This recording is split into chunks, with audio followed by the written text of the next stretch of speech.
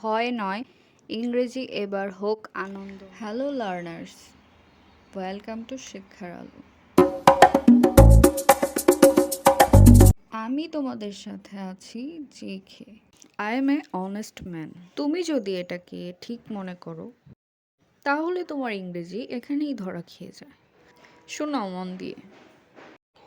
আমরা এন ব্যবহার করি শব্দের স্পেলিং দেখে না, শব্দের সাউন্ড শুনে। এ honest man, an honest man. কেন? কারণ অনেস্ট শব্দটা শুরু হয় ভাওয়েল সাউন্ড ও দিয়ে। অনেস্ট এইচটা উজ্জ্বল থাকবে, তাই এখানে হবে অ্যান, না যে এ হবে। Examples: a hour, an hour. A university, an university.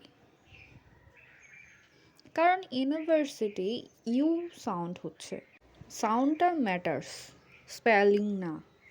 এই ভুলটা করলে তোমার স্পোকেন ইংলিশ কখনো স্মার্ট শোনাবে না। এমন আরও সহজ ইংলিশ শিখতে ফলো অ্যান্ড সাবস্ক্রাইব করো শিক্ষার আলো।